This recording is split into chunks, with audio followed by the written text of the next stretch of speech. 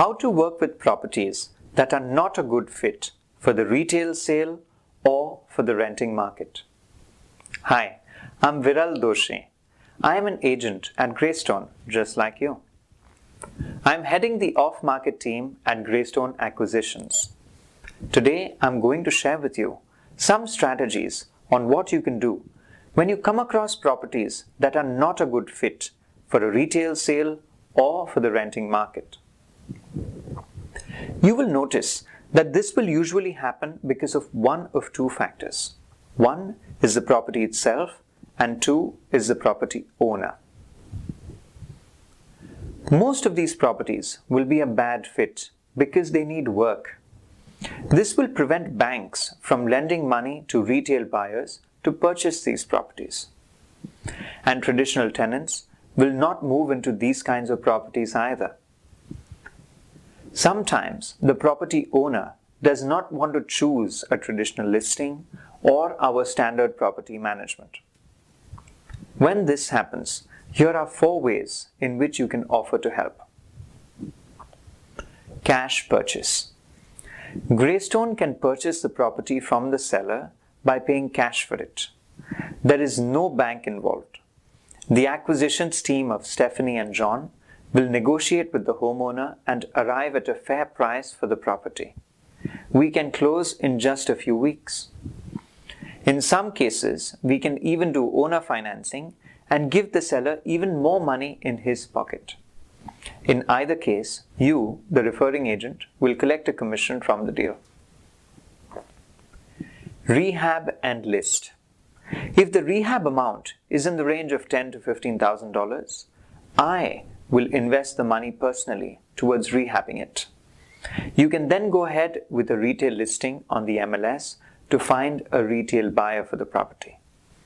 For the seller, the money I invest is at 0% interest and nothing down, which means it's a really good deal for the seller.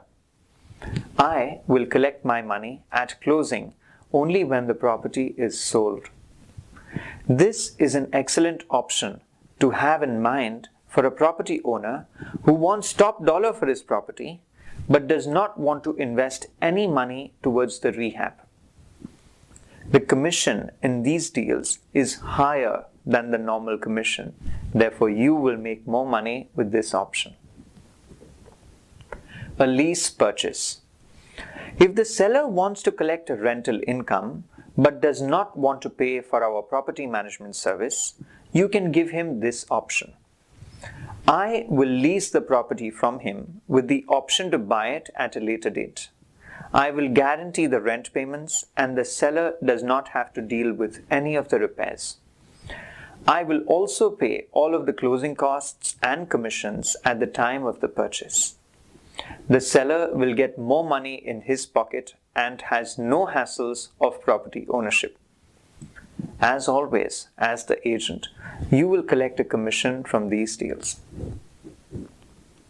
A short sale. Even though it's not common these days, you will sometimes run into properties on which the loan balance is more than the value of the property. You can refer these deals to Jorge or to me. We will negotiate a short sale with the bank on the seller's behalf and get the property sold. As always, you will collect a commission. These are some options for you to keep in mind apart from property management and a traditional listing. Now that you know these options, you can offer to help the homeowner in multiple ways. If you are offering only one thing, like a listing for example, then the seller will either say yes or he will say no. But if you make multiple offers like a listing, a cash offer, a property management lease option, then the seller will not say yes or no, he will pick one of these options.